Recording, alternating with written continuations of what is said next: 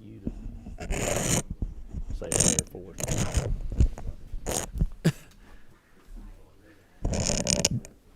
Good morning, everyone. Thank you for taking the opportunity to come down for this work and study committee that we have on accreditation. Thank you, House members, and Mr. Chairman for coming this morning. I know that it was a battle with traffic down there because I was in it and saw it. If you came down 85, it was slow all the way down.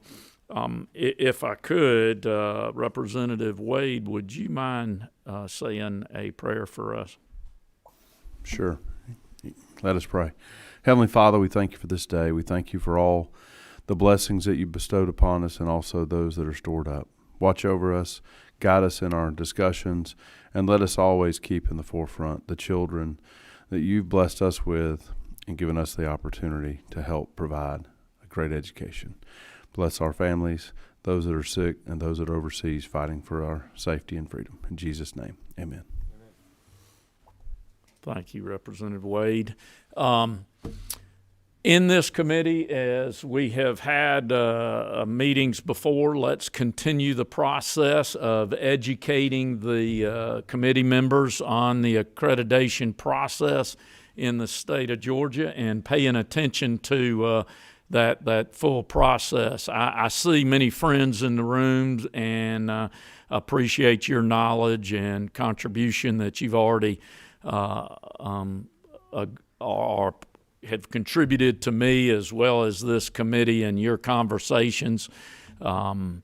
With that, I am going to begin today. We have two of our school superintendents. I see at least one of them is already here this morning, and we will check on the other. And what I'm going to ask, I will introduce the superintendent that is here today. I have requested that this superintendent come in and speak to us regarding the process and of accreditation, also with the the impact on the learning that takes place in the classroom. So I think many of you in the room are very aware of Dr. Jeremy Williams, which is superintendent in Gainesville City, which is northeast Georgia in Hall County, and proud of the education that takes place there and the process by which they run. Dr. Williams, if you would, for me, would you have a seat right here in the middle? And I know I did an introduction for you, but if you would you kind of do an opening statement about yourself and your system for me? Yeah, I'd be glad to. My name is Jeremy Williams. I'm the superintendent of Gainesville City School System, located geographically in the middle of Hall County. We are 8,000 students strong in Gainesville City, 62% Hispanic, 18% African American, 15% white. We have a 70% poverty rate and a 30% English learner rate, which is the highest in the state. So we have a wide range of students that we serve in the city of Gainesville. The EL rate is predominantly due to the poultry industry that we have, of course, in Hall County and its impact there. We recently, back in March, went through our accreditation process with Cognia. When I came on board almost 6 years ago now, excuse me, we had just finished up that previous visit. So there was nothing better than being able to come in as a superintendent and kind of comparing what your staff is saying internally about what you have within a school system, but then also an outside voice, because we all know sometimes it's good to get a different opinion about what's going on inside a school system. And so in this case, we were able to take that feedback and make some improvements. But the process this past March, just to kind of give you an idea, I've led accreditation visits before, both with SACS, Advanced Ed, and now Cognia. And the biggest part about all of it was making sure you've got all your ducks in a row so that when the team does come, you truly know, what is going on in your district, which as a superintendent we do, but it's also making sure that other departments know what other departments are doing. When we started to have the discussion back about a year and a half ago as far as how we would structure this, it was all about how do you organize a team, because I think when you have an accreditation visit, sometimes you can get so deep into the weeds that it becomes more about the documentation than the improvement part of it. And at the end of the day, our job as a school system is to improve every day. every year is to give our kids a better opportunity to learn, because they at some point are going to replace all of us in this room in these roles. And so we have to be sure we're getting them ready for that. And so I really see the accreditation process as a partnership. Our review went really well. We were about 50 points higher than we were 5 years ago. So it let me know that as a district, we made some improvements in certain areas. You kind of get a rating of 1, 2, 3, and 4 in a few different domains.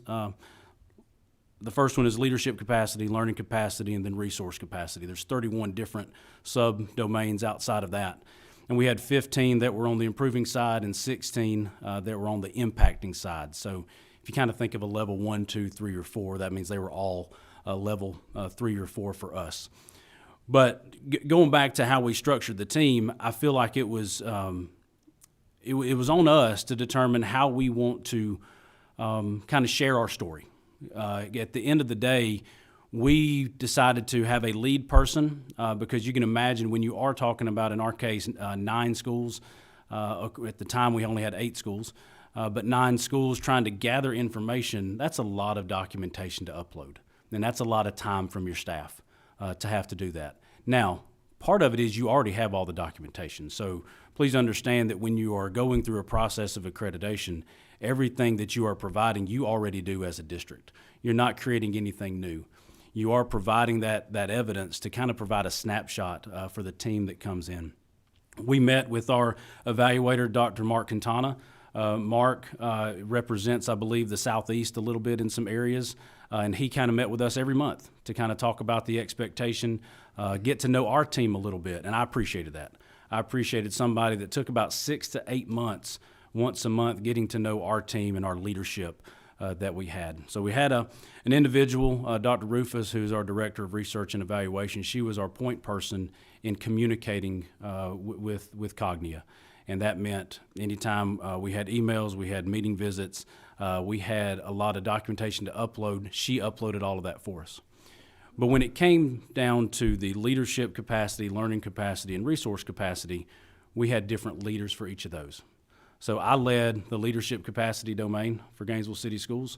My director of elementary education led the learning capacity, and then my deputy superintendent led the resource capacity.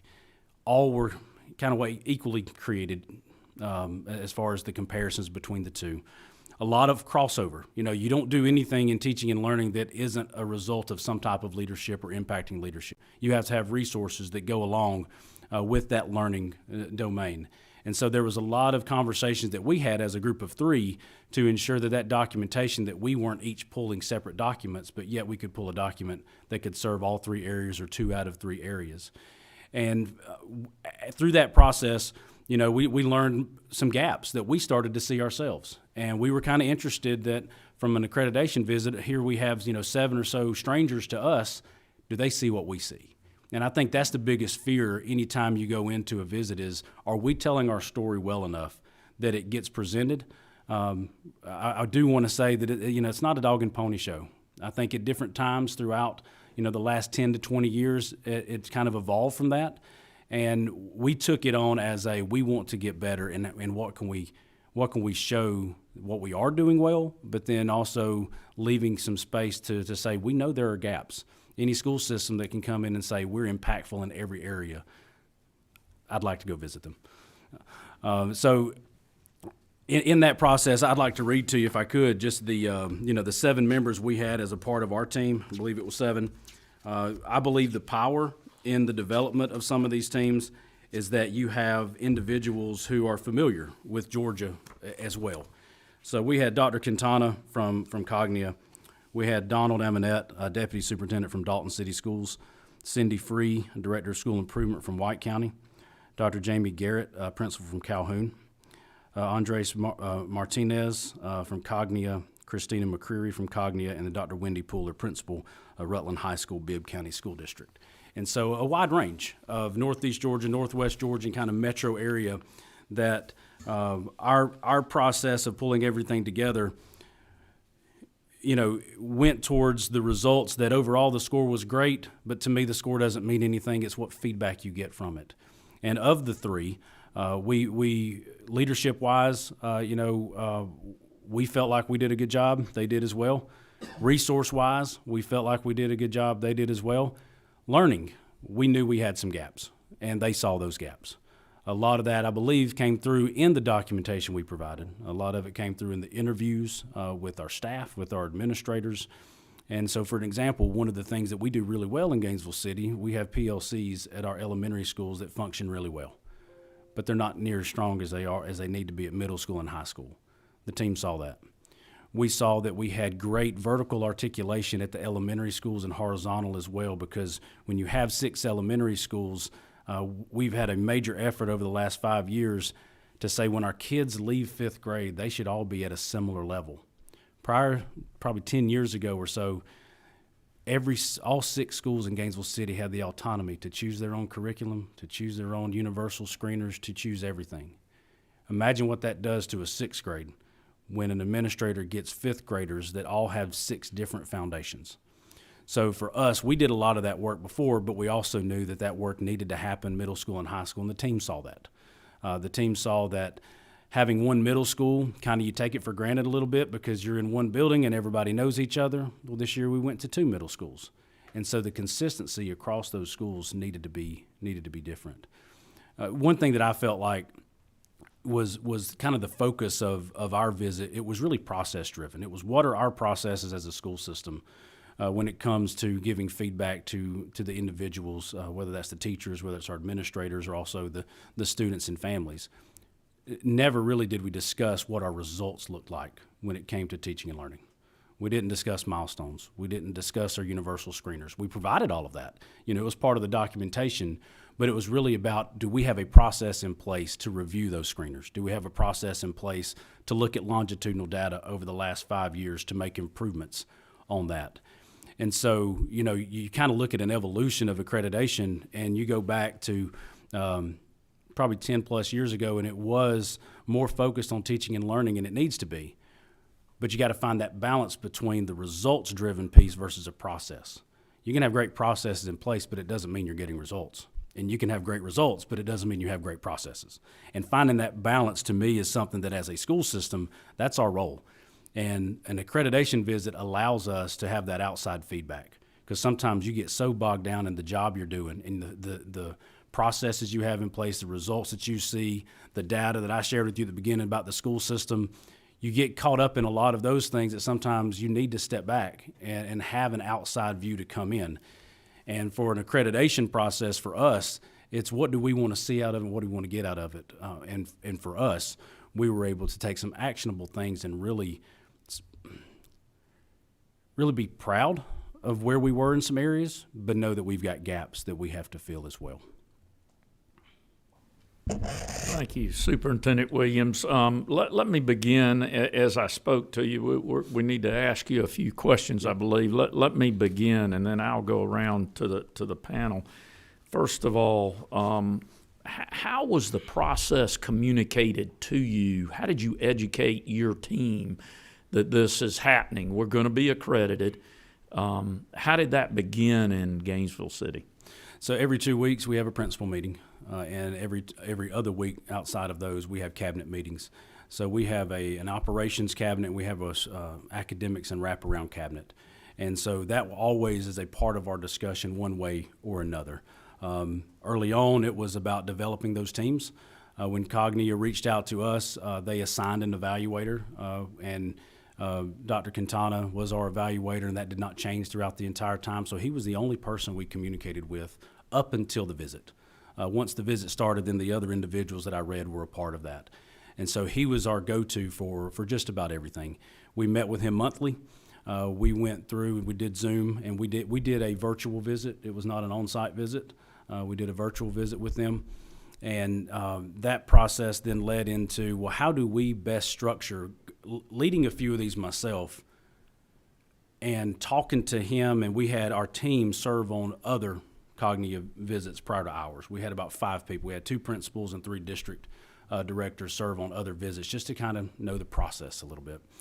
And you would kind of hear stories of, well, this district provided everything. This district didn't provide enough. And The district didn't provide enough, then you're getting more questions about, can you give us this, can you give us that? The district provides too much, it's very overwhelming. And so how do you find that balance? And so for our team with our process, it was all about finding that balance and finding the people to lead, the leadership, the learning, and the resource pieces, where we then took a next step and created committees. So each of those 3 domains had a committee. My committee consisted of two elementary principals, middle school principal, and a high school principal. Learning then had an assistant principal from the high school that was in charge of curriculum assessment and instruction. And so we kind of took the 3 domains and created committees based on those out of our department directors and out of our principals. What we didn't want to do was create this chaos within the district of, accreditation's coming, and everybody's got to pull all of this stuff. We kind of went the route of, let's have a small committee and team, because we all do this work together. We have monthly MTSS meetings and PBIS meetings and all these different PLCs that we run once per week, and it's about pulling that evidence together. And so we wanted to find a balance between the leadership of our visit and setting up those subcommittees versus sending out blanket stuff and trying to get everybody to submit things. And so we had 3. We were finished by the 1st of January, first week or so in January, with all of our documentation, and that gave our lead, Dr. Rufus, then 2 months to upload all that documentation to their portal. And just a follow-up question to communication. So you felt good about the communication of what you needed to do, how you do it, and how to get your team set up, and your process of beginning the accreditation worked well for you. That was more on us. How you want to set it up is really on the district as a whole. Okay. The communication of the dates and the expectations and kind of what that team makeup would look like from a review standpoint as the outsiders coming in, all of that was communicated by them. But once it came time for us to determine how we wanted to present it, that was all on us as a school district. And we would meet with Dr. Quinton and kind of tell him our ideas, and he would kind of affirm, be like, yeah, that's great. I think that'll be good. That way you're not going overboard or something like that. But they never came in to tell us what our committee structures needed to look like or how we should organize the review. Okay. And before I open up question to the panel here, you accredit your elementary and middle schools. So we have district accreditation. So when we get that district accreditation, all of our schools have been a part of it. So every school is accredited. Are you duly certified or accredited in the state by more than one agency? No, we are not. Just Cognitive. Gotcha. If I can, Chairman Dubnik. Thank you, Mr. Chairman. Thank you very much for being here, Dr. Williams. So I want to talk about process for a minute. I think that's a word that you've used a lot. And these questions, from me, they're not Cognia specific. I know you're obviously accredited by Cognia, but I'm not going down that rabbit hole as much. It's just the process in general. So from a high level, when that process begins, what is communicated to you? You talked about, and I know you're on top of everything and you have a great system in place, but you talked about being a couple of months out, and what initially is asked for, requested, told of you? How does that initial conversation start? And then is it, hey, here's the checklist, we'll see you in 2 months, and just walk us through that initial. For us, we knew that just over 5 years ago, we went through our visit. And so every 5 years, we receive a visit. So they reach out saying, hey, in the next year, we need to look at doing the accreditation for Gainesville City Schools again. So let's have a conversation. Let's meet your evaluator, but now let's figure out some dates. And so do you want it in the fall? Do you want it in the winter? Do you want it in the spring? And for us, we chose the spring. We were also at the same time going through cross-functional monitoring with federal programs at the state. We also, of course, were doing our annual audit with the Department of Audit. So we said, if we can get on the backside of that a little bit, we'd feel a little bit better about just knowing that I'm not asking too much of everybody at one time. And so they worked with us to choose kind of first week of March. And in that process, once we chose the date, it was now let's set up once a month meetings on a Friday morning at 9 o'clock for us to just touch base. And as a part of that touching base, it was the orientation of the team members with Cognia. It was also then kind of showing them, or them showing us, the standards and going through those standards so that we can get a better idea and be able to ask questions to them as a whole. But I will tell you, one of the things that if you look at the standards we were still assessed on, they were still the advanced ed standards that we were assessed on 5 years prior. So when you went from SACS to Advanced Ed to Cognia, the Advanced Ed standards did not change initially when Cognia then took over the accreditation part. And so for us, it was great in ways because when we spoke with him, we could compare our previous results to what we were going through because they do a 7-year cycle. Well, fortunately, we were able to hit our 5 years within that 7-year cycle, which doesn't always happen. But we were able to kind of review, talk about the progress we had made, and just kind of, he walked us along what that visit would look like. Sure. So a couple of follow-ups, if you don't mind me asking. And again, these are, I know there's folks from Cognia in the room. This is not specific to them, but more in general. Too much information asked for, too many visits asked for, not enough about, I mean, just give us from a scope and a scale standpoint, how much is asked of you during this process? So really, it's you know what the standards are, Okay. and you know that you have to submit documentation to kind of paint that picture as a school system. And to us, we did not feel like there was a lot of pressure to kind of just throw everything in there. It was really about, hey, here's the team, here's the visit, talk to us about your district, what are you improving on? And it was then us telling that story when they visited. Now, that may change based on the evaluator. You just, I have no idea from one evaluator to the next how they run their operation. But for us and the experience we had, it was paced in a very fair way, once a month meetings. And we would touch base and say, okay, we would meet the Tuesday after we met with Dr. Quintana, and then we would come together and say, okay, by the next time we meet with him, here's what we want to accomplish. We didn't have to do that. We could have waited till the end, could have waited till January and said, okay, now let's pull everything together. We started in August of pulling documentation. We didn't want to do it in the summer. Too much stuff was going on then with district and principals then, and we said, let's wait. So that way, as the new evidence comes in, we can show we've got 3 years worth of PLCs. We've got 3 years worth of conversations that are taking place. I'd like to ask 3 very quick opinion questions, and I know they're loaded, and I'm asking for your opinion. As a whole, regardless of size of a school district, do you think that the accreditation process as a whole is burdensome to our schools and school systems? Not for us, it was not. Okay. Would you think for smaller school districts, would you agree if you were half the size maybe? In a smaller district where I did it before, it was easier because you didn't have to involve as many people. True. Okay. If we were to look at accreditation from a elementary, middle, and high school kind of in 3 separate buckets, if it was required at all 3 levels or not required at all 3 levels, do you think that one or the other would be appropriate or not?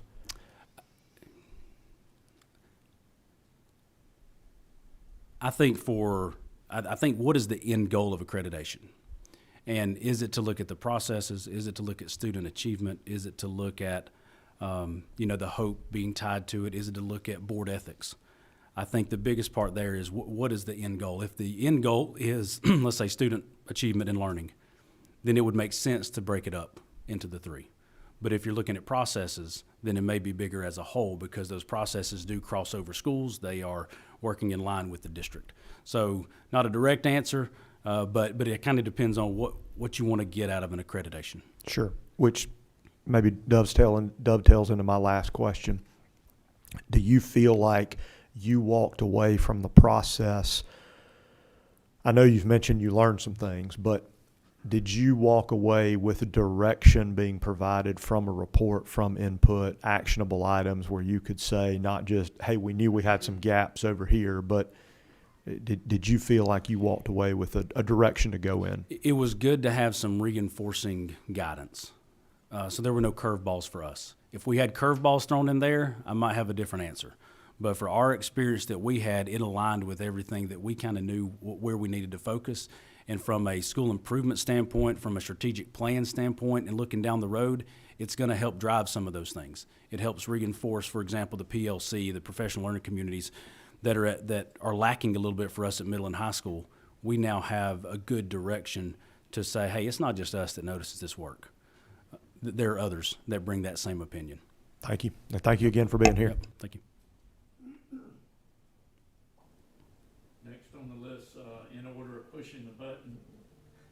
I'm loud. Let me cut my microphone back on. I'm sure you can probably hear me. In order of the buttons pushed here, thank you, Ms. Maynor, for coming, Representative Maynor. And you're next up to Dr. Williams, Superintendent in Gainesville City Schools. Yes, thank you. I was listening online, and I missed just only the very last question, so I don't know if the last question was my question. If you ask it, we can repeat it. That's okay. And the question is, on the, during the process, is there anything that you think was not relevant or not helpful? And not that you would want to say, but if you could, is there anything that you thought should have been on it as far as the process? I think one regret I have is not doing it in person, because I think when you do it in person, you get to see the collegiality amongst the team and those intangibles that you can't see when you're just pulling a document out of a folder. You see the compliance part of that or the process part of that, but you don't get to see what makes school, which are the people. You don't get to see how they interact with the students in the classroom, how the administrators work with one another, how the rapport between myself and the community members. You don't get to see that. And so that's one thing that I wish that we could have added into that process.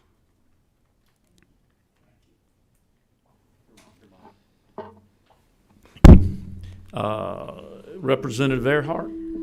Thank you. I always get the mic that's got the feedback, right? Or maybe it's me.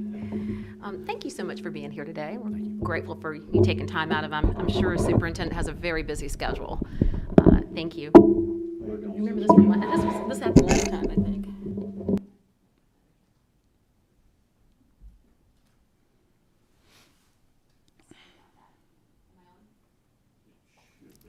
Am I on now? Okay, thank you. Can you tell me a little bit about I'm curious about your school board, a little bit about the nature of the school board, the size, number of members? So we have 5 school board members. Gainesville City is 40,000 citizens, and each of those school board members are elected by their individual ward. So it's not a citywide vote.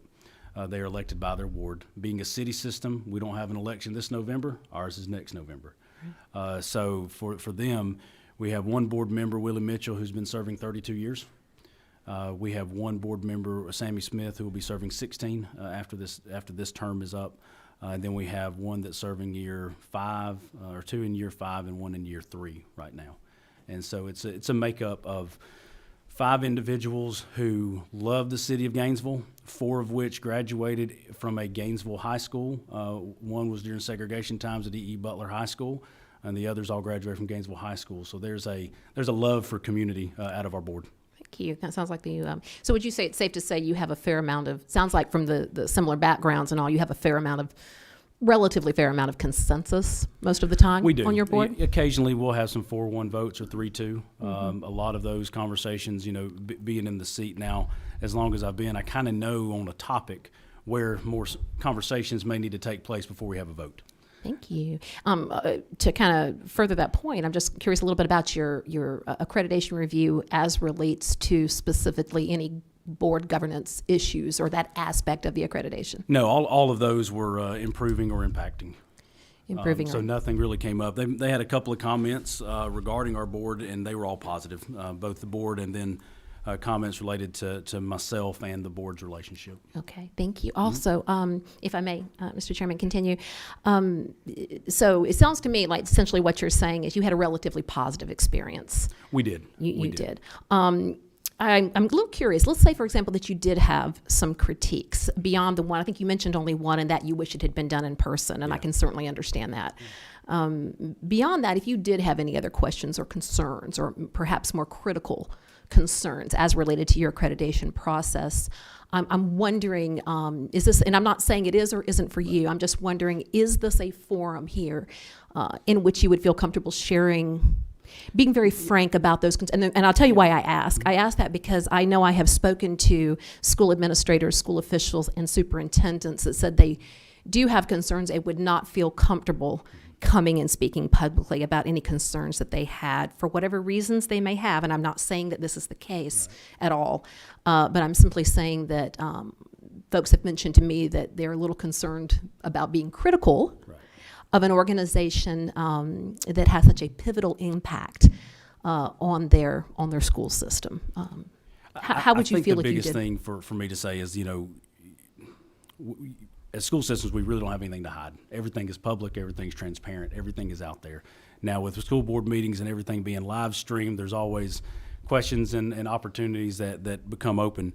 I would say if you take the 3 domains, a critique don't mind sharing, is that from a leadership standpoint, learning and capacity and the resources, they're really all seen as equal in many ways. There are different number of subdomains within each of those, but overall, when you get a report back, you're roughly looking at 10, 10, and 10 as far as the number of subdomains within each of those. And for us, the learning side of things, I want to know more. So Gainesville City, being the highest % of English learners in the state, when it comes time for us to need to have a partner about serving students who don't speak English, we've got to go to Texas, California, and Florida. I'd like to know more about some of those resources. Like, we can say we we may not have as strong of a process in middle or high as we do elementary, but I want to know specifically, like within my subgroups that I serve, because I serve a lot, how can I get better? Like, what's the next step there? And I feel like that next step of partnering us with another school district that is similar, whether it's in size, demographics, poverty, that's the next step that, we can go out and find somebody. But if you're an accreditation agency and you serve a large geographic area, you've probably got a database in there somewhere of similar sized districts, how they perform. I wouldn't want to go to a school system that's got a score 60, 70 points lower than us just because the demographics are similar. And so if it's considered a critique, then it would be more along the lines of those next steps with the learning capacity domain, and what can we do to then ensure that those processes are working, and processes for our EL students, processes for some of our student supports that we provide our kids. I would like to kind of take that next step and really make it actionable beyond just the visit. Thank you for elaborating. So you're saying this was the most recent review that you're referring to was a regularly scheduled Yes. 5-year review, correct? Yes, correct. Okay. And so the last time you were accredited would have been 5 years ago. It's in May of 2017, and then this was March of 2022. Right. How many reviews have you been through yourself as a superintendent? Oh, well, that was the only one. Just but as associate superintendent, 3 total. 3 total. Has Gwinnett City School System ever been the subject of an unscheduled review? Gainesville City? No, we have not. Sorry, so sorry. Yeah, no, Forgive we me. have Gainesville City Schools not been the subject of a scheduled an unscheduled or a special review. No complaints. No complaints. No complaints that led to review. Yeah. Okay, all right. And what did your city schools pay for your accreditation? I'm curious. I know it varies. I don't have that number right now. Can but you I can definitely elaborate? Maybe a range, a general. No. No idea. 10,000-ish. I need to go back and look. 10,000 for the total cost it's for a certain amount per school. Okay. But I can actually text my finance director while some other people are up here testifying and get you a specific answer. I always like to know what things cost the taxpayers. Okay. Yeah. Thank you so much for your time. Appreciate it. Next on the list here, and Representative Wade, let me state this too. We are running over time. Dr. Williams is doing such a good job of communicating, as he's obviously known for. So if you would. Okay. Thank you very much. Good to see you, Dr. Williams. 2 quick questions. Talk to me about your thoughts as accreditation. The makeup of the teams that are doing the assessments oftentimes are peers from other districts, correct? Correct. And I'm in an industry that goes through lots and lots of audits through all kinds of groups. And I definitely sometimes get concerned about too much. I have this perception because I've gone through it as a former school board member, and sometimes there's a little bit too much collegiality, and sometimes there's not the opportunity to have especially frank conversations and my biggest concern is in the area of teaching and learning, and the outcomes, I think, is what you're the results, if you will.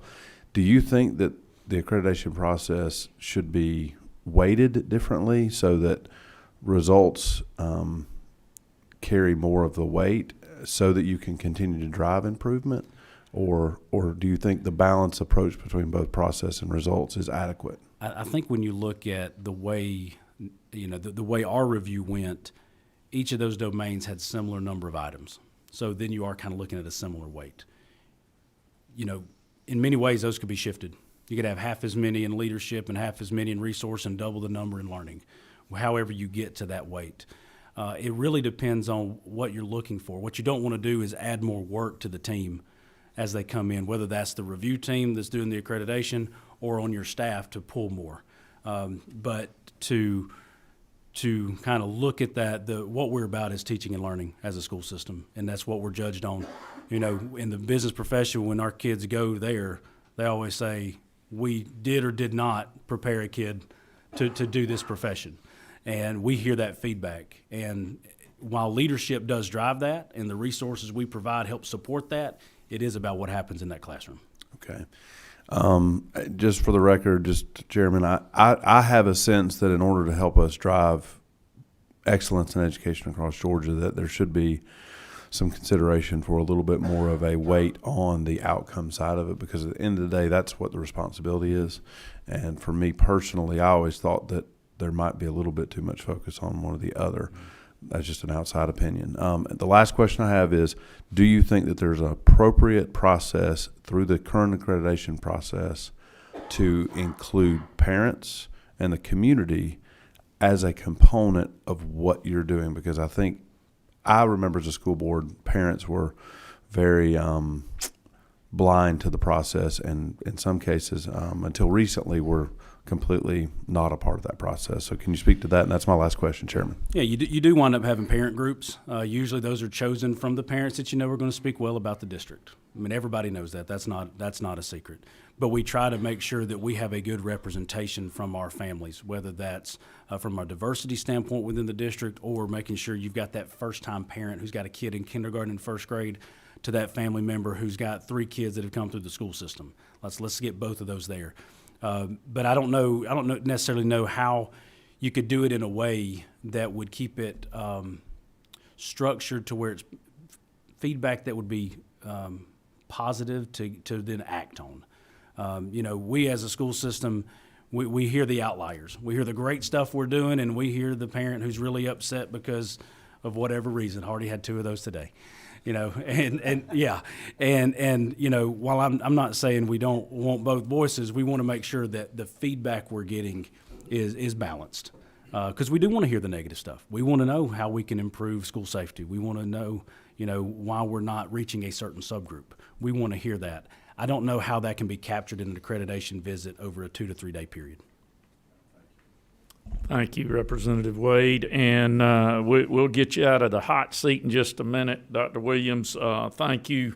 For me, a powerful statement that you made that I've written down here. Do they see what we see? So you were using the process to validate either your gaps that you saw or the improvements that were improving the teaching, the process within your school system. Is that what you meant by that? Yes, sir. I mean, we are always going to promote the positive stuff that happens, but we also have to be very realistic about where the gaps are. And if you don't talk about them, then you can't improve on them. Correct. Gotcha. There's a reason why you're superintendent of Gainesville City, and it's evident sitting right there. So thank you very much for your effort for the children there in Gainesville and for coming down here today. Chairman, thank you for y'all's time. Next on our list, and equally as good in his job, many of us know him, Dr. Brian Hightower. I saw from Cherokee County come in the room. Dr. Hightower, I also communicated with you and asked you to come. Thank you for your willingness. If you would, have a seat at the front seat front of the microphone for us. What we began with, because I'm sure you were like most of us, you caught that traffic coming down from Cherokee this morning. So we asked Dr. Williams to kind of tell us a little bit about yourself and your system, and then begin in on the fact that we want to talk about the accreditation process that you've been through as leader of that school system and how it impacts the learning that takes place in the classroom. Thank you, Chair Irwin. I'd be privileged to share with the committee this morning. So I'm a 37-year vet. And so my experiences with accreditation go way back, and I initially knew of accreditation through SACS, and then it became SACS-CASI, and then became Advanced Ed, and now finally Cognia. Also, as a college student, I was involved at both Reinhardt and Kennesaw State as they went through accreditations, and so we knew of folks like SACS and also NCATE. So I had different experiences because even within those processes at the college level, they involve community and students, faculty, and so I had opportunities to sit in on accreditation. I believe accreditation is very important. I think it is an accountability piece. It's a validation piece. If I'm in a community, I want to know how my school board has handled its audits, its financial audits. I want to know that it's in good financial standing and strong and vibrant and in a sustainable pattern. Same way with teaching and learning, and I think that's a real strength of the accreditation process through SACS all the way forward. My experience as a participant and as a leader has been that the eye was toward teaching and learning, and you looked at the systems around those, the governance around those, and I think Superintendent Williams spoke to that very well.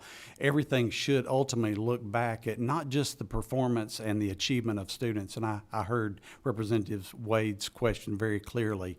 Our outputs looked at, and we try to, as part of our data, show not just the previous year, but even 10-year trends. We want to be transparent to our public. We want to be transparent to the accountability board, the visiting team, so that they can look at patterns, where we've put our money, where we had lags, where we had strengths. So for me, as a community member, I would want to know if my school system is really leaning in on teaching and learning. I do love, and I didn't finish my thought there, I love that it not only looks at student achievement, but it looks at adult performance. Because if you're not able to attract and retain quality staff, and that's not just teachers. Obviously, teachers play the largest role, but also the support people, your speech and language pathologists, your paraprofessionals that are in those kindergarten classrooms. Are you able to retain down to school nutrition workers and bus drivers? What does your organization look like? And so a goal of mine as superintendent has not only been to be the absolute best school system in Georgia, but also to be a strong business leader in my community. And we believe in audits. You know, I heard several questions this morning. Was it tough? Was it arduous? And I would say yes. But I would say that would be the expectation. I would use the word thorough today. Are my financial auditors thorough? Absolutely. Is it a pain? Sometimes, absolutely. When they want that extra document, that additional proof, that additional receipt. So when you have an accreditation board come to you and they look, you want to know that, quite honestly, they're going to look under the rocks. And I will say that we had great communication in our recent visit. We did have a visit last March as well. It was our regular scheduled 5-year visit. I had experienced now 2 as a superintendent. And so I will tell you, my superintendency, I talked about 37 years. I've now been superintendent 7 years as of this coming January. So I've had 2 of these. You know, from that standpoint, I think they both have leaned in very heavily into teaching and learning, and I can appreciate that. And we tried to represent that. Again, it's a chance to validate the things that you believe you're doing well, that you're putting money in the right place, that you've developed leadership and capacities to make sure that teaching and learning is going on. But it also is, I think, a great check at the community level. So I think it's necessary. I think that it's appropriate that they're thorough. I will say that in both of those instances, the communication at the state level, I know that Cognia's senior director is in the room today. We were reaching out and talking a good 2 years in advance to the visit to talk through, putting the proper evidences forward so that the visit could be as efficient and effective as possible. Communication really ramped up a year out when we started looking at dates for the visit and for descriptors. 6 months out, I think we talk through the team. I do know and have had a chance just through my relationship with Cognia to meet Jeremy, Superintendent Williams, lead Mark Quintana, and you're talking about he's a very renowned educational researcher. My lead was a senior vice president from South Carolina, and our Georgia connection, Dr. Greg Arnsdorf, who's in the room, basically said, you're a good district. I wanna really give you the right kinds of support and from being a large district, you know that there's going to be layers. We want to put somebody there that can help you work through those layers, but also partner with you in this process and give you the absolute best feedback. So our senior folks were, again, a senior from South Carolina. We also had a senior director from Florida, and then our Georgia team was made up of assistant principals, and then also directors of curriculum instruction. So I think we had the right makeup. They were very thorough. I will echo Superintendent Williams' thoughts about, I wish it could have been face-to-face because they didn't get to meet the teachers the way we'd want them to. And part of their standards is not just looking at rigor and relevance, but also relationship. The very first standard in their book is all about building relationships with kids. Do you have the right professionals in place to do that? I did hear through a question earlier about weights from Representative Wade. It is weighted a little bit, and that's just in the distribution of standards. Their first standard on leadership has actually, the first domain is leadership. It has 11 standards.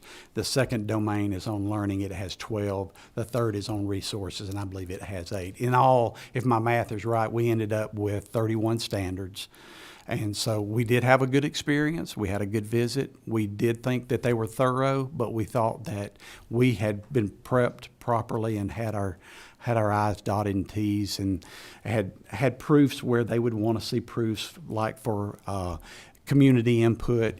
What we simply do, it's really, if you've got an experienced team and they've gone through these or had opportunities to go and see, when I have a meeting with the public, I have different ad hocs where parents come in and we talk. We save that sign-in sheet. That becomes a research piece. It becomes a proof. So we're used to that. A lot of our federal audits have to show those kinds of proofs, and so you just tend to know the documentation you're going to need all along. We do have a midpoint check. So 2.5 years in, we have touch points to talk through where our progress is, especially if you've had points where they felt like you needed to grow or wanted to grow. So I will say it was a good partnership. It was a good process. As far as I think it was Representative Wade had a question earlier about, is it the word I use is chummy, because you do have people from Georgia, and you do try to establish relationships, but I tried to establish relationships not to leverage them, but so that they could truly know us. They could see our heart. They would know the things that are important to me and my leadership team. But I would see that as a concern, but I can tell you they were very thorough. I loved it as one of our parent groups got off of their Zoom. They had feedback sessions with some of the leads, and our leads talked about how our parents said, they were pretty tough. You know, they asked pretty tough questions. It was an in-your-face kind of interview. It wasn't just, you know, are you happy with the teacher that your child has? Are you happy with the progress they're making? And I can take that as a superintendent. I want to build a district where kids, when they graduate, they have choices. They have opportunities, whether it's workforce, whether it's school and, you know, university and 4-year college university experience, or whether they're going into the military. You know, we want our kids to have choices. I'm fortunate to be in a district where last year we sent transcripts to over 400 colleges and universities. We've got a large district. If you don't know Cherokee, we're 42,000 kids, 9th largest in the state. And I will tell you, I tend to think we're a medium because we've got around us Cobb at over 100,000. You got Fulton at 100, DeKalb at 100, Gwinnett at 180. So we're kind of the little kid at the big kid table, but we like to think that we're doing great things for our, what I would say, a medium-sized district. If you look across the nation, most of these visits involve districts that are 3,000 to 5,000 students. I don't know if that makes it more complicated. I've not been in a district. My experience has been in Cherokee, and we've always been a large player, which helps. You have a large team. You can divvy out roles and responsibilities, grab lots of data. I would think in a little district, it would be arduous to pull the proofs forward for the data team. I heard that as a question. But at the same time, if you've got an accrediting bureau that's working with you and truly partnering, I think that's a big win, and I think that they understand that. I will say one of the questions, going back to Mr. Wade's, Representative Wade's question about the quality of the team, and I think Representative Dibnick was about a lot of the lifts and how tough they are. I will say that I have found the Accrediting Bureau to be very responsive. They did ask me during the summer following our visit to sit on an advisory board. It's an unpaid voluntary board, but it's really about getting Georgia superintendents together to talk about the process and possible changes. We did hear about some possible changes that I think would be positive for us. One, there was discussion that moving forward, instead of a 5-year, they'll elongate it to a 6-year, just to allow more time for improvement, more time for coordination. That also would impact your cost, I think, so you're not doing it as often. The other change was that they're going to assign a case holder to you to partner all along the process when they leave you and they have suggestions. We did have lots of commendations. I was very proud of the 11 commendations that we earned. But within the kind of the glow and grow statements and the things that we felt like we needed to work on, they felt like we needed to work on, to know that we can partner with them through the process, I think is really a substantial change and improvement to the process. So I think we have found Cognia as a name, as an organization, to be very supportive, wanting to partner through to ultimately impact the children of Georgia. We feel coming out of this that the programs that we continue to try to create, initiate, improve, roll out will continue to be high quality, but also just the things that they ask us to work on, recommended that we work on, we think will make us a stronger organization for teaching and learning. Great. Thank you, Dr. Hightower. And your words there, I've taken quite a few notes here. Let me first begin by telling you congratulations on one of the 4 finalists for Superintendent of the Year for the state of Georgia. I think it'll be announced at the GSBA conference in December, so good luck with that, and justly due to you. How many board members do you have? So we have 7 school board members. We have a board chair that's elected countywide, and then 6 zoned districted members from all over the county. Yes, sir. And my question before I get to the committee's question is, how did you involve your Board of Education in this process? So 2 years out, we do a retreat annually just to talk through, right before budget season, some of the big things that we may be pushing forward in the spring, curriculum issues. We try to educate our board during that weekend to all the things that they're going to be seeing maybe in the year to come, but also we try to give them 5 and 10 year budget looks, facility looks, technology looks out. As part of that 2 years out, we talked about the beginning of the process. So, and then of course with that year before, then we really brought it forward for them so that they were aware of what was going on. Our board is very, you know, no matter how much you communicate, your board probably feels like they don't quite know enough. We probably are guilty of over communicating in that my chief of staff, who is here with me this morning, has certain responsibilities that he communicates. He communicates and talks to our board. He probably talks to 4 of the 7 members on a daily basis on my behalf.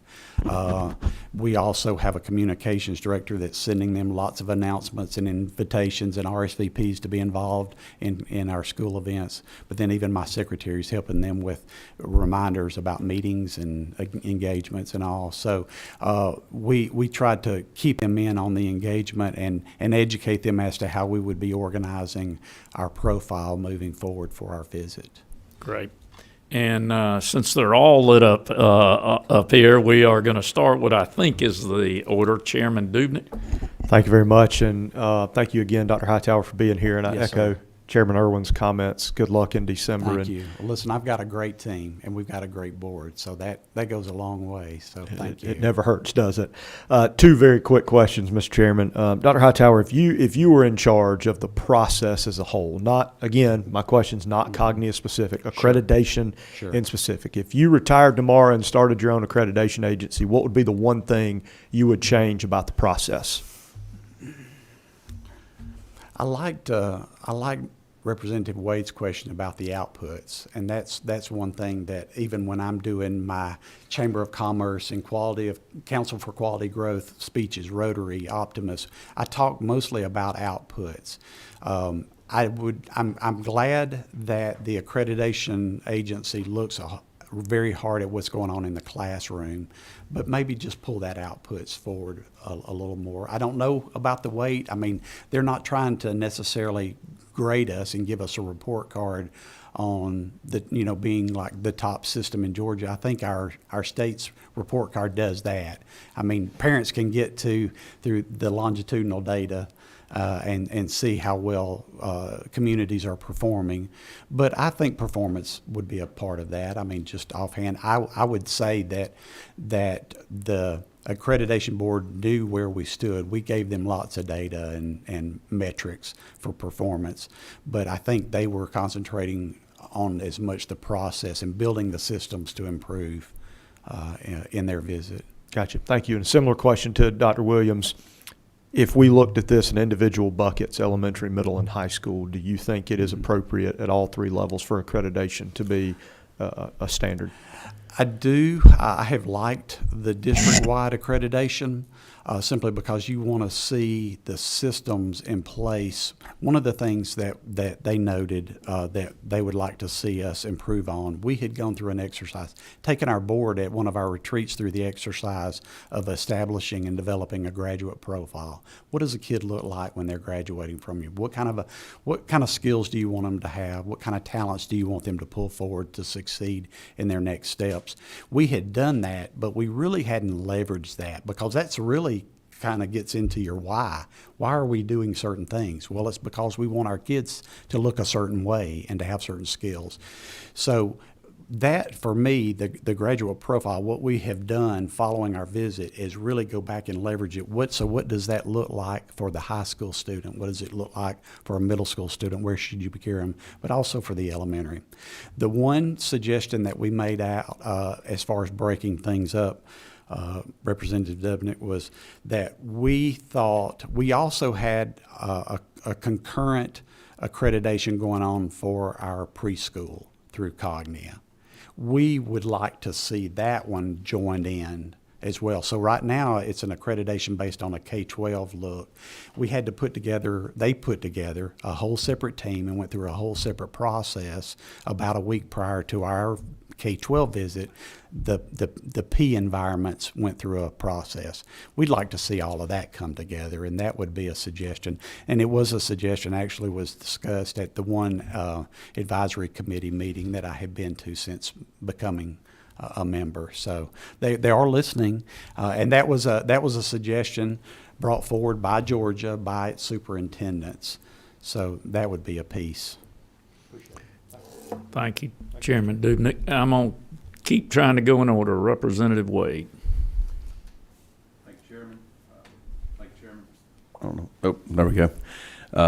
Thank you for being here. And I'm a Dawson County person, so my Yes, neighbor sir. in Cherokee. It's great. I got my neighbors around me. Two quick questions. So first question is, what do you believe in the current accreditation process is lacking that really, if educators were being honest, that they feel like that they need to add to the process? What do you think the one big thing could be done that would improve it? Okay, so, and I heard Superintendent Williams' suggestion about help with recruitment, and that, you know, that's a whole different bear, isn't it? So I would, between the two visits that I got to experience, we probably didn't tap into the support enough, and I don't know if it was there or not, but for them to talk through assignment of a case holder to us, a retired superintendent or a district leader, to assist us as we go through, I think is a plus. That would be one thing that I would want to see cemented in. The other, it's just, excuse me, let's see, we talked through support. Give me just a moment. Sure. I had definitely had another thought there. Well, let me ask But- my second question. This is something that I've been thinking about, and I've not had a chance to share with our folks. Given what we've experienced coming out of the pandemic, and as it relates to, and you sense a theme with me, I'm very, very focused on student success and student achievement. We've seen there's data coming out. Parents are hearing about scores and 20 and 40-year lows in math and reading and all those kinds of things. Do you think that it would be valuable for this next cycle of accreditation, just as accreditation, to have a component within the domain of the resources to measure the utilization and effectiveness of all of the different relief funds that have come through, so that one, it can be measured, and two, there can be some, accountability for it. And Yes, sir. not that I want to beat people up. My goal is as it relates to student achievement, because I believe that we've got to focus on learning loss. And, there's some communities that made different decisions in Georgia that I think honestly hurt children. Some systems were very, flexible, and I think made decisions that benefited children. So do you think that would be an important part of accreditation? I do. I could see the inclusion of a standard or two specific to your question on how have you leveraged the funding available to the benefit of kids, and it probably even fits within an existing standard, but there are still some behaviors that they can grade out. In all, there were 31 standards, but there's lots of things underneath those 31 standards where the accreditation board will turn around and give you a score. So we got a raw score out of that. So there are some definite action steps that they could grade out to look. Again, we count on them to join us as experts in the industry to look at what are some positive things to your concerns that it's a common belief or research held belief can positively impact achievement. I stand ready to answer to how I've spent but between CARES and CARES 2 and ARP, I stand ready to account for that, and I think every superintendent and board should. Thank you, Representative Wade. And I believe, continuing in order, Representative Earhart. Thank you, Dr. Hightower. We're grateful for you willingness to come downtown Thank today you. from Cherokee County. I'm a Cobb girl myself, so we're neighbors Yes, as ma'am. well. Yes, ma'am. You mentioned about leaning into, I think that was your phrase, leaning into the sort of the standards, the accreditation standards related to, you mentioned financial and teaching and learning. And I believe you, and just want to make sure I understand correctly, that you felt that those were of the utmost importance in terms of the evaluative process of accreditation, correct? Yes, that initial statement was really about audits in general, and on the financial end, we need to make sure that we're doing the right kinds of things financially, and on the accreditation end, we really wanted to lean in on the learning. For us, I mean, obviously on the governance side and Superintendent Williams talked about the 3 domains. The governance side is very important. Leadership is very important. Are you putting the right systems in place and the people in place to lead your learning? But ultimately, what goes on in the classroom is such an emphasis. So I did love that it had the most standards, it had the most proofs, it has the most points moving forward, most action steps. We believe that that's where it is. And ultimately, I mean, I know your position and the roles that you play for Georgia, you want to see that the state has the right kinds of systems in place. So I think it does help for us to align ourselves with a group of experts, an accreditation board, and move forward with them. Okay, thank you. You mentioned 7 members on your school board. Yes, is that ma'am. correct? Are you able to speak just briefly on your experience as relates to the accreditation process and board governance? Board That governance. aspect of your Sure, and I did hear questions early about that. We have had a very stable board. All the board members currently through December have served at least or in their second term. We have one member that has served 19 years because he finished a partial assignment from a resignation. We've got another board member that will hit 15 years in December. So we've had a lot of continuity. So they've been through this process several times, and that always helps. But we try to provide them plenty of supports. That, you know, when an accreditation board comes in, they want to know that you've got a body that works together for the good of kids. And so we just work with them through how do you show that? How do you express that? Was a little tough this time. Zoom, sometimes you don't want there to be a disconnect as to the heart and passion of people. Sometimes that's hard to capture, the relationships that people have with one another and with the people around them. Sometimes that's hard to capture, but we thought that the accreditation board did a good job of capturing that. Yeah, Zoom has been both a blessing and a curse, hasn't it? It has. Now, on the cost, and I heard some of your cost questions earlier. I was going to ask you that same question, in fact. Yeah, it would be, you know, in a Zoom environment, you're not hosting a visit, so you're not dealing with travel and hotel rooms and meals and those kinds of things. So that was a real plus, and I think it would be less of a burden on small districts especially to not have to do a full-blown visit like has been done in the past. I did hear your question about the annual cost. Did I hear that correctly? The cost of the review, the cost of the regular review. We only put about an extra $5,000 in the budget and a lot of that was just material prep and those kinds of things. So your overall cost of a regularly scheduled 5-year Cognia review was $5,000? It was $5,000 Okay. last year in the budget. And it would have reached 5 digits 5 years ago. We would have been, probably 5 or 6 times that with an in-person visit 5 years ago. You mentioned, and I'll wrap up here to be cognizant of everyone's time. You mentioned something about the first standard in the Cognia book being standards. Being relationships. Yes.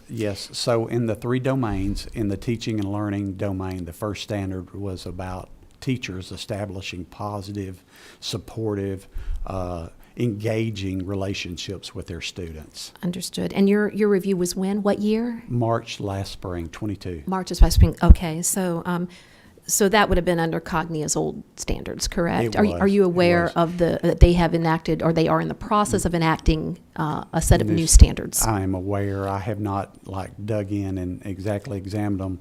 We have a Cognia conference, impact conference next week, and as part of the pre-conference, I've signed up for the day for them to go through the new standards. There's a 4-hour session for them to, reveal those to.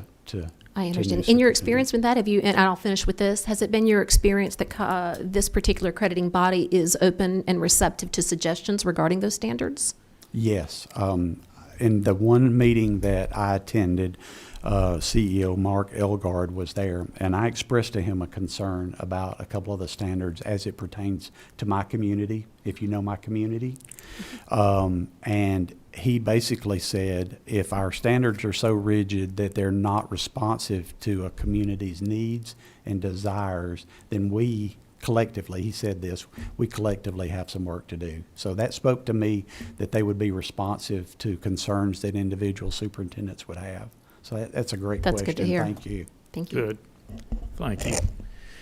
Representative Earhart, Representative Maynard, I believe you are the next up. Let's be cognizant of time too. We do have another presenter, and we've got a hard stop at this at 11:45 today. Thank you, Chairman. Thank you for being here. I'm going to wrap several questions up into one question for Yes, time. ma'am. The first question is, what percentage of the accreditation process is the responsibility of your office versus the school board? Preparation of documents and all, it's 100% responsibility of the superintendent and staff to prepare all documents and establish the meeting times, relationships. The board would just attend. They wouldn't have the day-to-day operational obligations there. Okay. And then do you have a copy of your accreditation report, and is it publicly accessible? Absolutely. I have one written copy with me today, and we have an open CCSD to copy the government. We have an open CCSD link on our website so that any citizen, any website user could access that report. And then did you seek any other accrediting agency besides Cognia? We are not dually accredited at this time. In my history, when I was a principal about 20 years ago, we were dually accredited at that time. Okay. So the report that you do every 5 years, did you seek, so I have a question then for the board. So once they're officially accredited, that study that happens every 5 years, is that from their initial accreditor, or can it be anyone? Meaning that school system? Yes. So I'll answer for us. We've got two reports on there. We've got the current one, which was Cognia. We've got the one from 17, which was Advanced Ed. So they're not exactly right. I will tell you they use the same rubrics, and they use the same raw score measurement. In 17, we had a revisit on 33 standards. This one was 31, so it's not identical.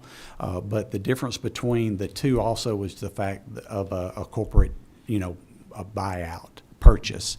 So, And so I guess, are you aware that Cognia is one of the only agencies besides the smaller agency in Georgia that can do this process? yes, ma'am.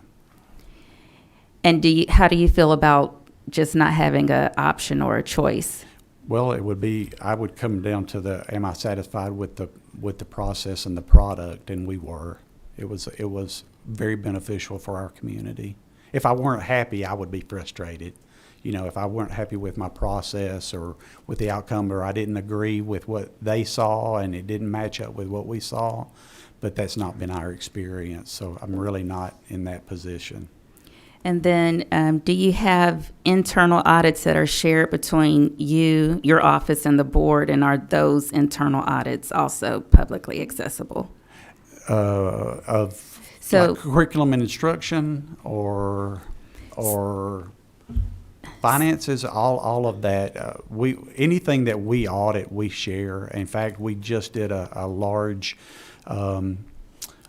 survey of our teachers just to talk about pain points. We're trying to attack the teacher pipeline like everyone else, and our board will see those results. So, yes, ma'am.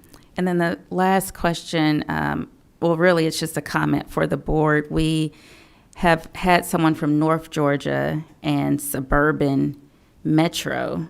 It would be nice if we could have heard from Southwest Georgia or coastal superintendents or even an urban, because their resources are going to be so much different than all of those other places.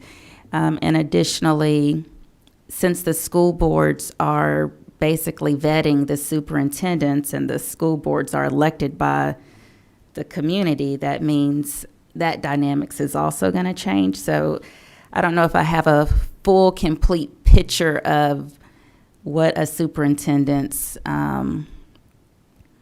observations are with the process, just because I know what he went through may be totally different than what Clayton County schools may go through. So it'd be interesting to just know what were their thoughts.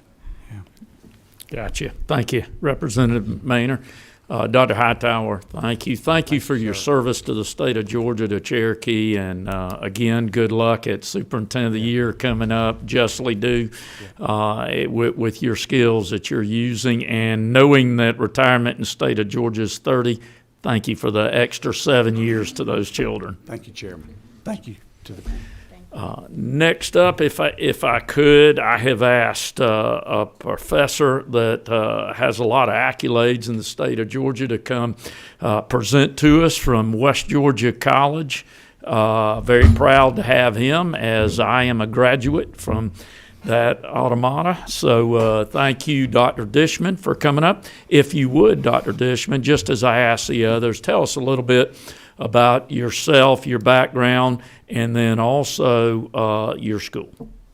Certainly. And Mr. Chairman, we are very proud to have you as one of our alumni, or as I would say the state's largest college of education, preparing more educators than any other institution for Georgia schools, is very proud to have you among our alumni. I am Mike Dishman. I am a professor of education policy and governance. I currently serve as the dean of the College of Education at the University of West Georgia. I have a doctorate in jurisprudence from the University of Mississippi and a doctorate in education, leadership, and policy from Vanderbilt University. I have published a number of works on school law and policy. I've also practiced school law in several states for approximately 25 years. As the other professor who lets me live in her house would say, I am educated far beyond my intelligence. She would also commend the committee's courage in saying we're on a time schedule, let's get a lawyer and a professor. So I am going to keep my timer because I care very deeply about education policy and governance, and given a shot at it, I promise you, no matter how committed you are, you would leave this room less interested in that topic by the time I finished everything I find fascinating about it. So Georgia's interesting with accreditation. Accreditation, generally, there's no set standard for it. Accreditation may be an external body that a school district or other entity says, we wish to have the validation of this body that says we are meeting these standards. For students, for example, it may be interesting or may be useful when looking at universities. The university could look at a school and say, we see that you've met these particular set of standards. We view that as validation. We're judging what we can see by what we cannot. It also can have other purposes. As has evolved in Georgia over the last 30 years, the General Assembly has essentially had several uses for it. One of the first was, and a major use, and one of the challenges leading to some of the controversies we've had in Georgia, was when the General Assembly tied eligibility for high schools to accreditation. For example, with the Hope Scholarship, and this still exists, a public high school has to be an eligible school accredited by the Southern Association of Colleges and Schools or the Georgia Accrediting Commission. If it is not, that school is presumptively not eligible unless it can find eligibility under another standard or a standard with the independent schools. We had several interesting things occur with accreditation in the early 2000s. The Southern Association of Colleges and Schools, which was approximately 100 years old, began to become something new. It split into two bodies in 2006. The Southern Association of Colleges and Schools, Commission on Colleges, and turning into another organization which was focusing on P-12 education.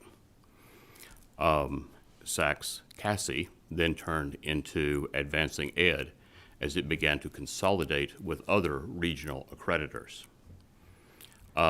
So it now did not just represent schools in the southeastern United States, it represented schools in 3 different parts of the United States, moving essentially from 11 states to 35. It continued to grow. and part of it was the success of the organization, until it merged with another large company in about 2018, becoming Cognia. And this organization was in the Northeast and primarily provided educational services. So in 2006, you're dealing with an organization that was a regional accreditor, had about $11 million budget, was located in Georgia, provided exclusively accreditation services. Today, Cognia is undisputably the world's leader in accreditation. It accredits states, 35 states, and accredits schools in 85 countries.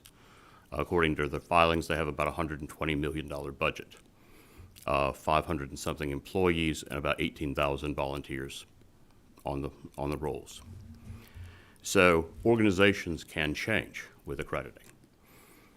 So can accreditation standards. Organizations may change their standards and adopt new standards to say that's what we're measuring. We're going to this particular time period, and it's what we're going to measure. This becomes particularly important with what happened in Georgia. The General Assembly has plenary authority over education in Georgia. Under our Constitution, you are the Alpha to Omega. You are responsible for funding it. You are responsible for determining whether it is adequate. You are also responsible for ensuring that the people's interest in the state, that education is, regardless of whether it's at a local district, it is overseen appropriately at the state level. That's your purview under law. So in 2009, 2010, we started to have some challenges in school districts where accreditation bodies and school boards were seeing different ways of how the school board should function. There were disagreements as to what constituted local control and whether the way the school board was functioning met accreditation standards. The General Assembly then came back and said, we're going to enact a statute, essentially to delegate to the accreditation bodies the authority to oversee much of what happens in accreditation. In fact, you enacted a statute that said that was one of the principal responsibilities of a school board member, was to maintain accreditation. You also provided, uniquely, the ability for a school board member to lose her or his seat if their school district was placed on a warning level for accreditation. That is almost a unique level of authority to remove an elected official, analogous to committing a felony. But the General Assembly looked at essentially what it had before it and said, we're going to rely on the accreditor to police this for us. That's the level of trust you had in the accreditation body. Now, you did not dictate who the accreditation body had to be. School districts could choose. However, the HOPE statute still remained, saying that public schools had to be accredited by the Georgia Accrediting Commission or the Southern Association of Colleges and Schools. So effectively, Georgia school districts had one of those two choices for an accreditation body. They could have multiples, they could have more than one, but essentially with Hope Scholarship, that's where we were. So essentially under law, what you have done is you have said to them, we are delegating our responsibility for overseeing education and making sure that local school boards oversee education to an external body. In fact, this was the very argument brought by ACAB to the Georgia Supreme Court. The Supreme Court returning came back and said, we do not think that is overstepping by the General Assembly. They have responsibility for education. They can ensure the people's interest as a state is met by delegating this authority. When you enacted the statute for removal and accreditation, and the court looked at it in the DeKalb County case, it was very clear OCGA 20-2-73 had the purpose of allowing the removal of board members for malfeasance, abuse of office, or otherwise abusing their positions. And that essentially the threatened loss of accreditation was the triggering event to start that process. Yes, there would be involvement by the state board, involvement ultimately by the governor, but that started the process.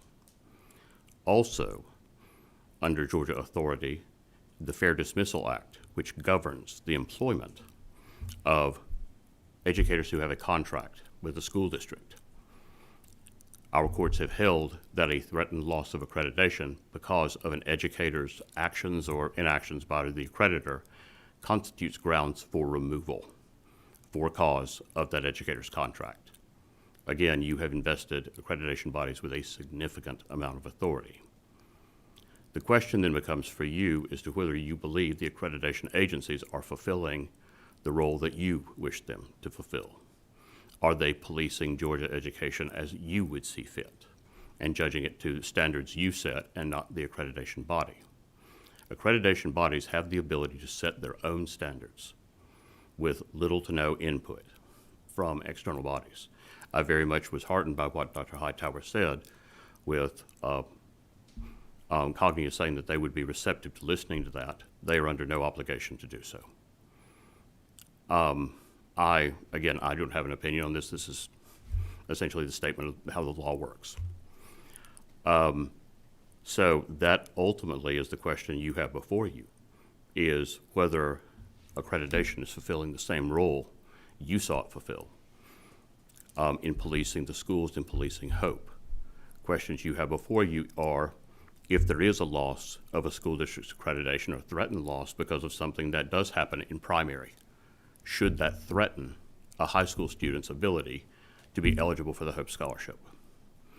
If, as what has happened in virtually every special review team that has required intervention, board, superintendent, board, citizen, misbehavior, should that go back and relate to the performance of a high school, that is a quality indicator that you have said makes a student eligible to receive the Hope Scholarship. So I think it's good that you were revisiting these questions, because the law may not have changed terribly much, but the facts have, and to make sure it's still fulfilling the role you set for it. Thank you. Yes, thank you, Dr. Dishman, and for your knowledge and communication to us. I have some questions that have up here. I'll again start in the order I saw them, and Chairman Dubnik, I believe you're up. Thank you, Mr. Chairman. Thank you, Dr. Dishman, for being here. To that point, should a student's ability to receive the Hope Scholarship, in your opinion, be tied to accreditation? Is that the right move that we've made in the past? So I am going to answer like a lawyer and a professor and say it is an unequivocal it depends. I'm also going to say that's really a question for you all. I think that the purpose that you had in implementing it was to ensure that student eligibility was not gamed. Sure. That you did not have schools that were, essentially raising the, falsely elevating the GPA requirements, things like that.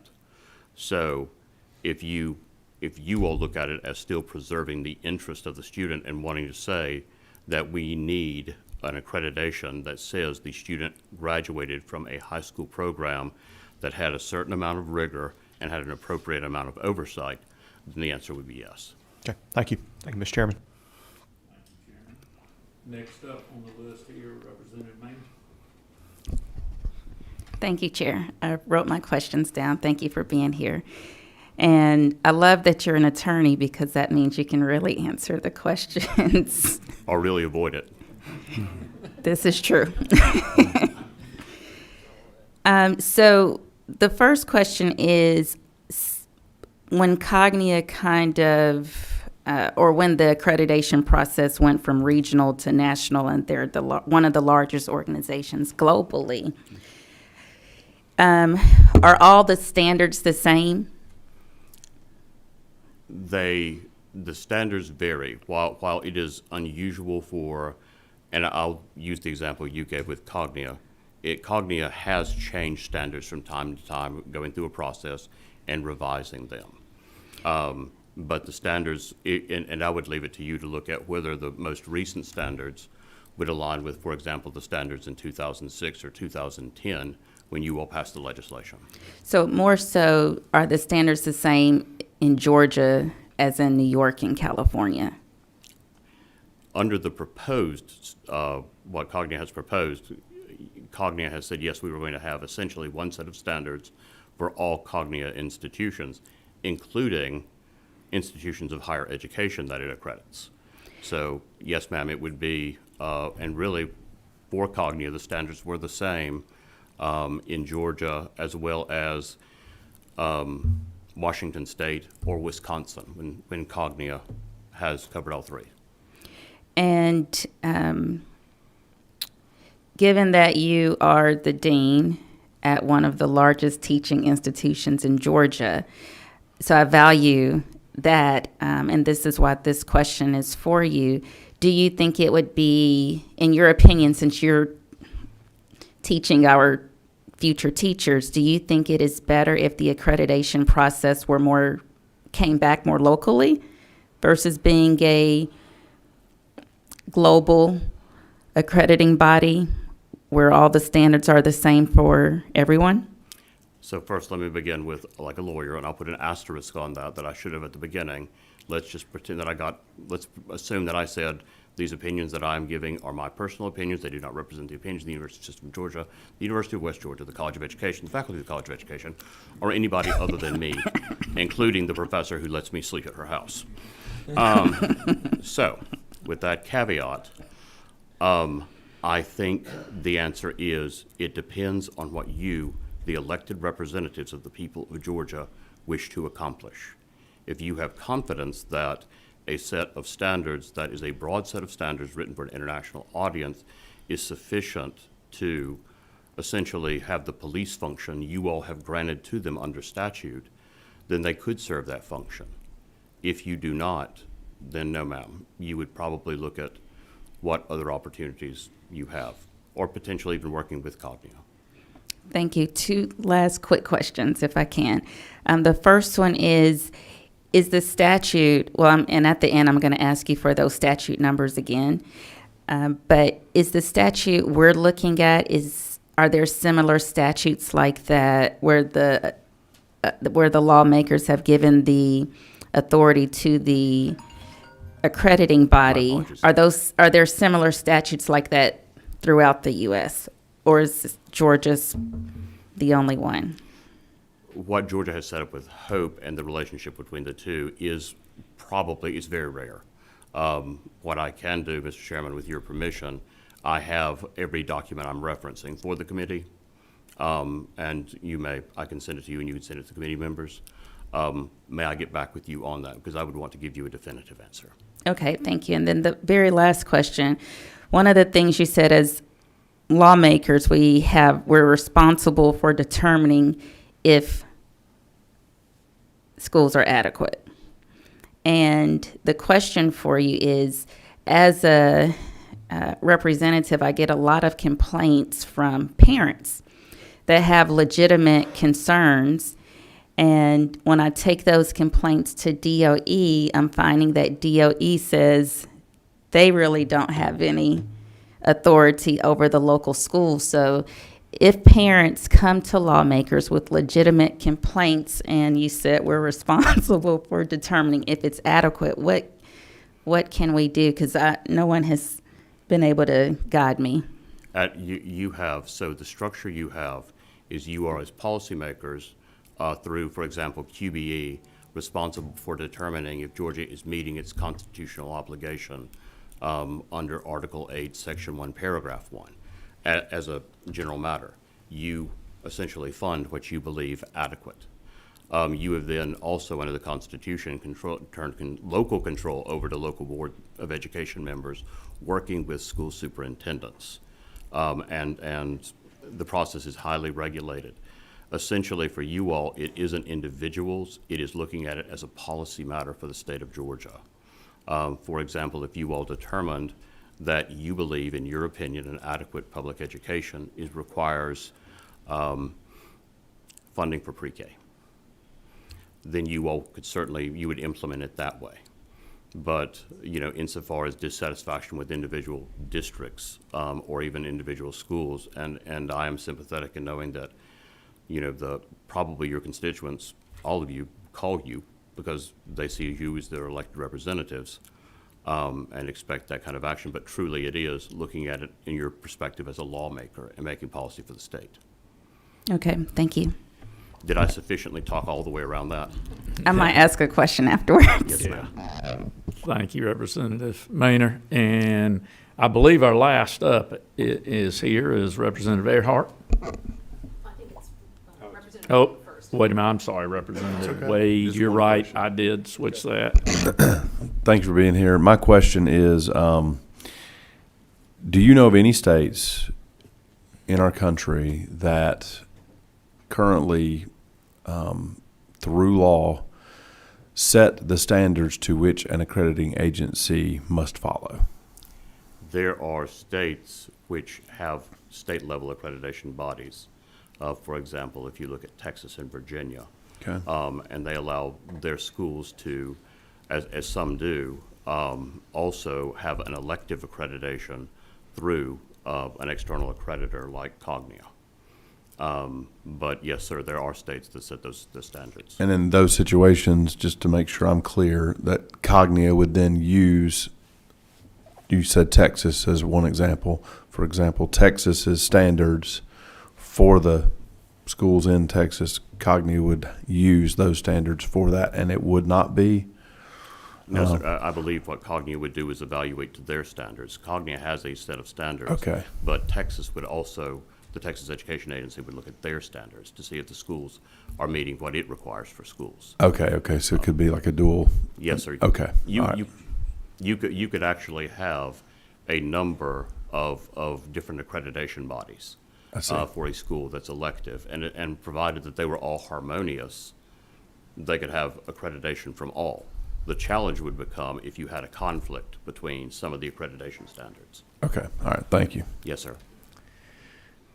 Now, I think I got it One last right. question. Representative Earhart, Thank you. you're up. And I know that we have a hard stop, so I'm going to move quickly. Thank you so much, Dr. Dishman, for being here today. We appreciate your appearance before this committee and certainly your insight and knowledge in this area. And I will be honest, and I've said this before, a lot of folks in my district were not all that aware of accreditation before about a year and a half ago.